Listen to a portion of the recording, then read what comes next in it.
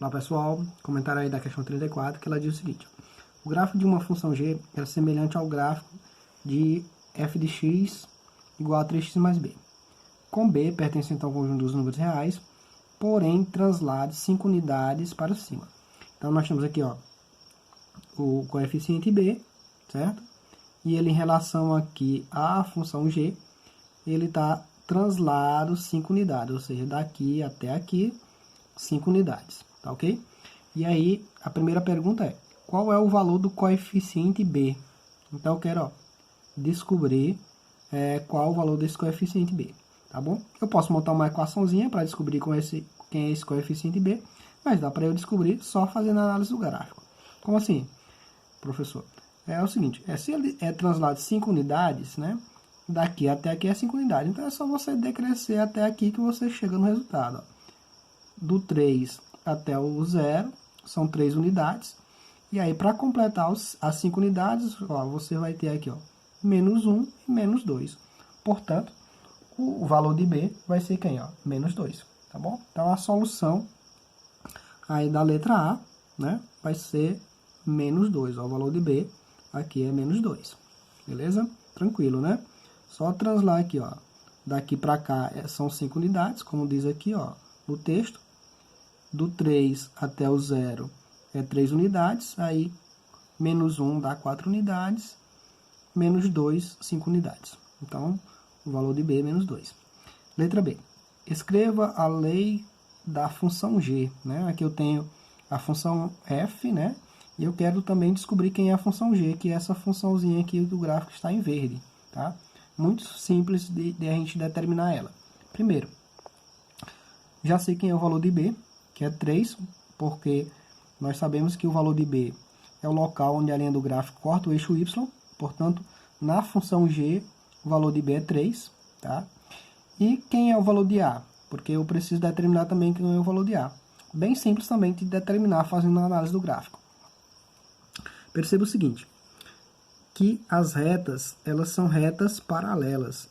Se são retas paralelas, isso significa que o coeficiente angular da função f, dessa função f, da função g, é o mesmo, certo? O valor de a é o mesmo, senão não teríamos retas paralelas.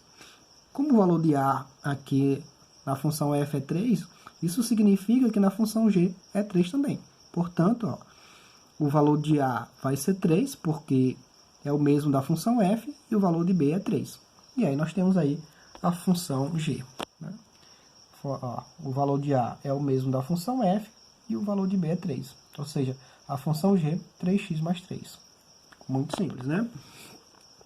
Agora vem aqui a letra C. A letra C diz o seguinte: determine os zeros das funções f e g. Né?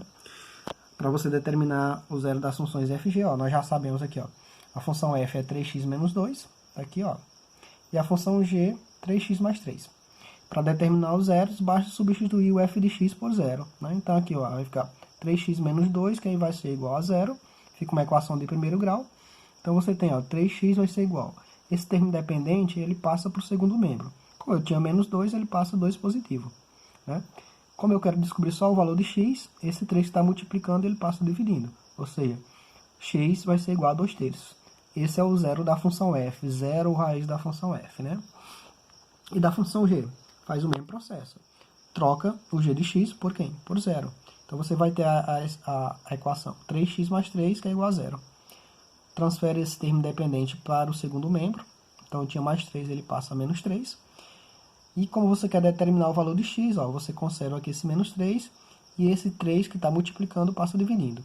Então, você vai ter menos 3 dividido por 3, que dá menos 1. Esse é o zero ou raiz da função g.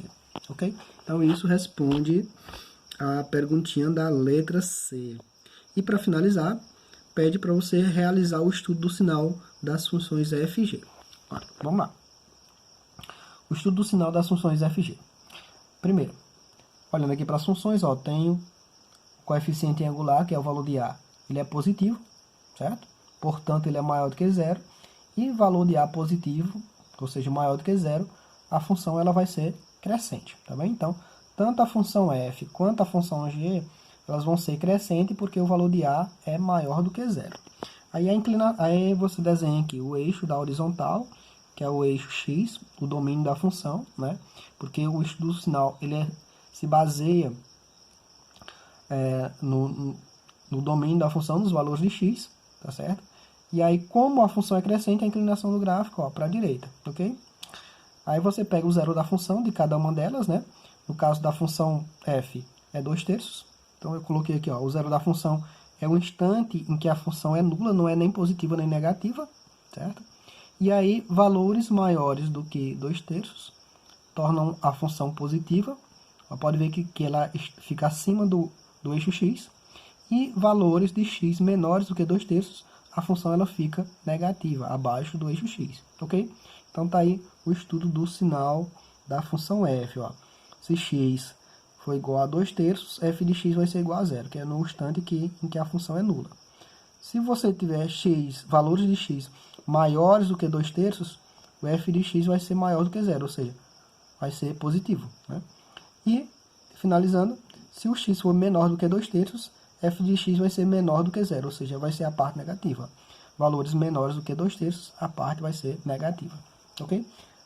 O mesmo processo acontece na função g.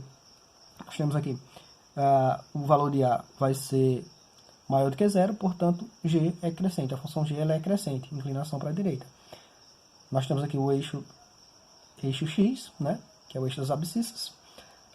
E aí nós temos, fazendo a análise aqui da função, nós temos aqui, ó, pega aqui o zero da função, vai ficar em cima do eixo x, que é exatamente o momento que a função é nula, não é nem positiva nem negativa.